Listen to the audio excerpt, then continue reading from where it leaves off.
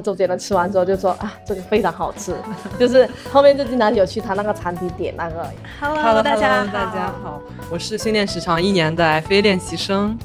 我是阿文。今天我们邀请到了开蛋糕店的淑萍姐姐。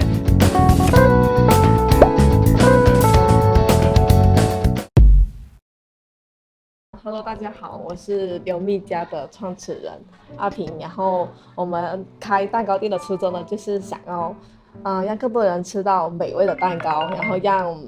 大家都能够因为这份甜品而开心。因为我觉得现在的人，特别是在现在在疫情情况下，其实很多时候大家心情很压抑的，但是因着吃甜品呢，就会让你分泌多安分，然后就会开心一点。开蛋糕店应该是每个女生的人生梦想。对咖啡店、奶茶店、蛋糕店、甜品店，真的是很多女孩子心目中都很向往的一份。那我想问一下姐姐，就是你当时为什么想要做这样一个店呢？就是你当时做这个店的初衷是什么？是什么契机让你？就是当时呢，我是觉得，我很喜欢吃甜品，也很想吃蛋糕，然后就看到美的事物都想。然后呢，当时就看到朋友发了一些很美丽的蛋糕，像之前的法式慕斯啊，然后有一些翻糖蛋糕，就是看起来就会让我很心动，就很想，就是觉得，如果这个甜品就是它也能够让更多的人然后吃到，或者让更多的人身边的朋友还有家人还有认识我的人，然后都能因为这种甜品而增加生活的仪式感，我就觉得就是很不错的。而且我觉得就是还可以，蛋糕它可以很多样化，可以把你的创意定制在蛋糕上，就很独一无二。姐姐今天有到你们的门店，然后就想了解一下你们的店铺信息。比如说你们这个面积有多大，或者是说你在这里选址是有什么考虑吗？其实我为什么选这里呢？因为我们之前做的那个店铺只有50平方，50平方就很小，就很多时候操作起来不太方便，就是需要，因为我们后厨的话其实宽敞一点，就是做事会通畅一点，所以我现在为什么选择这里呢？是因为这里的面积就有差不多160多平方，这样的话我后厨我就可以有60-70平方。对，然后这样子我外面还可以，就我其实以前有做 DIY 的，在做工作室的时候，然后后面开门店开着50平方呢，就不敢搞 DIY， 就只能去别人客户的，比如说公司啊、银行啊这样去搞 DIY。对，就没有说到店就会 DIY， 所以后面我想着就有大一点的地方就可以有，就是比如说像这里2楼，然后他就可以做一个 DIY， 就我们现在也有周末也有接一些 DIY， 就小朋友跟他妈妈一起过来，然后一起 DIY 自己做蛋糕就很开心，所以可能做的不怎么好看，但是他们会很开心。对，然后在参与过程当中好像就周围人都很开心，就在这样的疫情时刻，其实能够就是发现其实就在这里做蛋糕的乐趣当中，其实他们就是亲子啊，还有像朋友啊，对，他也会邀请朋友一起过来看他来做蛋糕，其实就挺甜蜜，也挺好的。对，然后像1楼呢，为什么说其实我想要做它更好一点，就是让顾客过来啊，然后有个舒服的环境啊。以前呢，我们的50平方就太小了嘛，就可能只有一点点的面积。然后这里然后就想有大一点的面积，可以舒服一点这样子。对，然后这里的人工的话大概有10个人。那你们的员工都是全职的吗？是的，我们的这些员工都是全职的，没有招兼职，因为兼职太不稳定了。对。想问一下姐姐，您开这个店，你大概的前期投入有哪些？有哪几块？也可以方便介绍一下，谢谢。其实做烘焙店成本还是比较高的，因为都是设备，然后设备都比较贵吧，因为烤箱啊、发酵箱啊，然后冰箱啊，像这些东西，我们成本都要花上20-30万了。对，包括店面装修这一块。店面装修花了差不多30万，对，然后加起来就差不多到60万。那你们每个月的租金、人工情况，就是加起来大概？我们的人工还挺高的，对，人工都要7-8万了，然后对，毕竟是10个人。对，然后再加上房租的话，房租我们差不多，因为2个店嘛，2个店差不多有3万。所以说每个月像人工加上租金有10来万。对对就是这些都是固定一定要给的，然后对还有其他什么水电。对，水电费还有人，还有你的各项的一个成本的支出，原材料采对，原材购这些，料采购，还有你的做的产品，对，那些比如说附带的一些，比如说到账板，对，那些保温袋。下来就是做一个蛋糕有什么流程呢？比如说有什么流程是特别关键或者是比较耗时的呢？首先打蛋糕胚，蛋糕胚的话，它的软硬度的话，就跟你打发那个蛋白有关系。如果打发蛋白不打发好的话，它的蛋糕就非常的蓬松，对，然后就可以很松软，然后也很好吃，就吃起来好软，然后就口感就很好。对，如果那蛋白打得不好的话，就会吃起来就有点粗糙，对，就没那么好吃。对，还有除了打蛋白。还有就是烤完蛋糕，然后奶油的打发程度，对，如果打发的好，然后奶油吃起来就没有那么粗糙，对，打发的不好就会吃起来有点粗糙，对。还有在制作过程当中，其实最费时的还是蛋糕造型，对，比如说有圆形的、立体的，然后还有一些就是像一些翻糖类的、包面的，翻糖配件的，其实这些都是比较耗时的。还有一些很多像巧克力配件那些啊，就是看起来都好好看，东西啊，这个东西好好看，或者有些简约类的，就看起来简约，但是呢，它其实还挺复杂的，就是比如说要标花标上去，然后甚至有一些就是要特别的，就像有一些刻字，就是一点点刻，就真的是做这行就是发现知易行难，什么都要搬农弄斧都要会，对，弄刀弄什么都要会，对，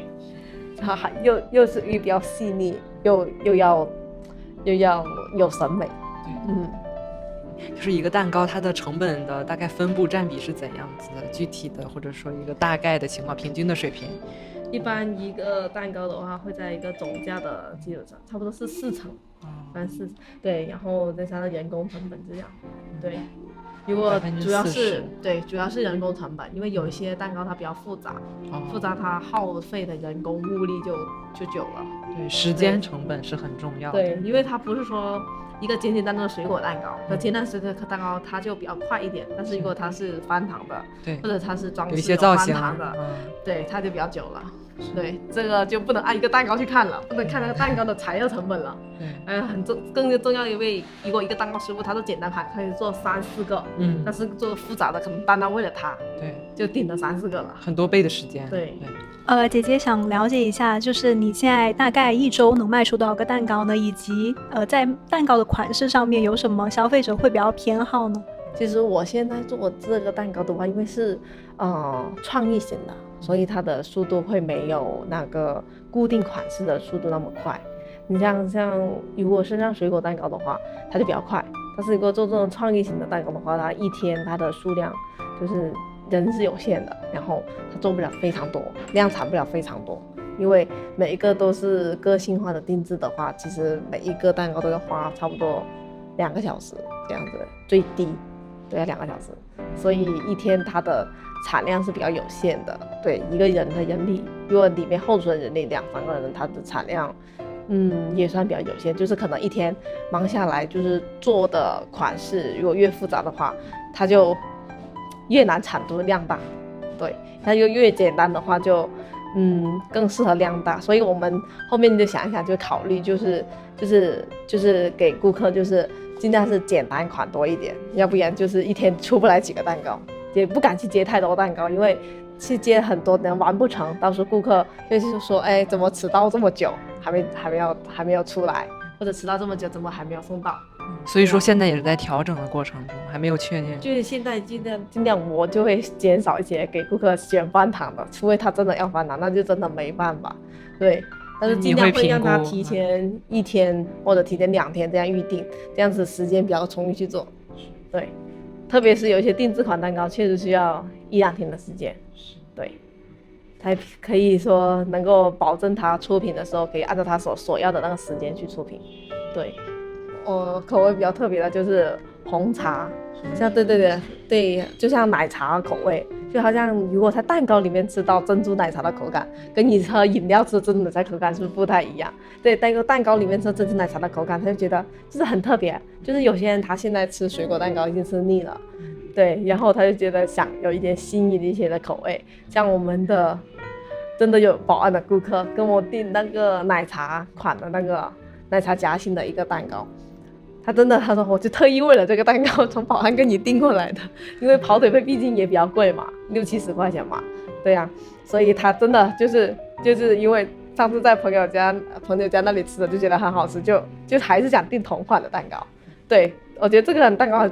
夹心挺圈粉的，基本上很多人就是会喜欢这款夹心。姐姐，根据您的观察，您的用户消费者画像大概是怎么样的呢？比如说性别、年龄这种。我们的性别都是年轻女性比较多，对，就像这样的。对，第一个对，就是想要定制化的，对，然后想要做出自己喜欢的款式的，然后送给就是特别的人啊，或者送给家里人啊，对啊，就是因为第一个它比较注重品质，第二个也比较注重口感，第三个也比较注重那个质量，对。就是一般有大妈那些就比较难，因为他的范围就觉得啊，我买个蛋糕好像100-200块钱意思就好了，也不需要它太好看，也不需要它说原材料好啊，反正我买个吹个蜡烛就行了，就是也没有想过要吃它，有些人会这么觉得。对，如果就是年龄大一点的人，因为他毕竟有那思想观念在那里嘛，以前的那种老思想嘛，对，所以基本上消费群都是年轻女性为主。想问一下淑萍，咱们的客单价情况是怎么样的？大概200多300多吧。对，因为现在都是人比较少吃，就是说不能聚集，然后说除非放开了，可能聚集人会多，可能就订8寸以上的人会多一点。对，那现在人少的话，一般他们都订4寸啊、6寸啊，这样5寸啊这种比较小而精致的蛋糕，就基本上都是差不多。如果公司订的话会大一点，如果个人订的话就是买个蛋糕而已，就买个生日蛋糕或者买一些甜品，对，差不多。我觉得个人如果买蛋糕的话可能就200左右啊，然后但是如果是像一些公司订的话可能是500-600啊、700-800、1000块都有可能。对，所以公司订的话一般都是到节假日放假前的周末，不是是随意了，反而是周一到周五，或者是就是他们比如说庆祝生日比如说1个月庆祝1次的生日会，对，都会买这样的甜品啊，更多甜品跟蛋糕。我记得你之前提到说你有一个厨师是之前给周杰伦在台湾做美食的，你可以介绍一下他的背景吗？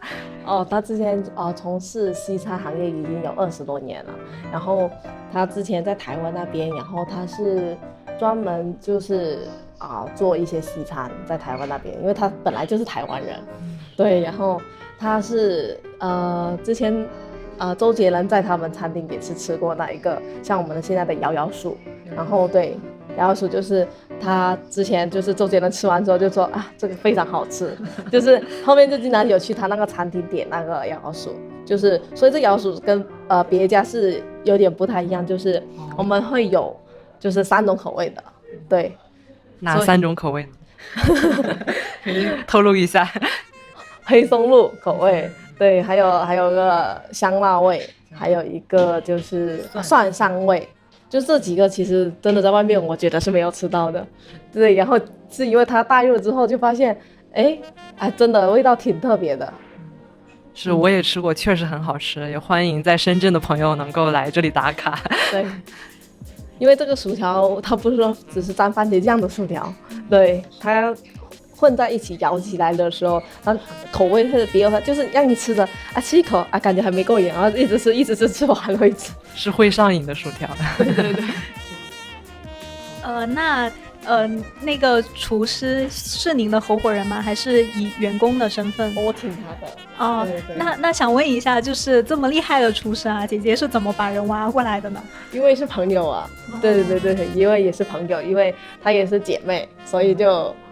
介绍，然后认识了之后，然后她就来我这里了。所以就是说创业的话，人脉还是很重要。对，还有朋友之间的帮助也挺重要的。姐姐想问一下，就是你在创业上面，你得到了什么能力上的提升呢？我觉得就是第一个就是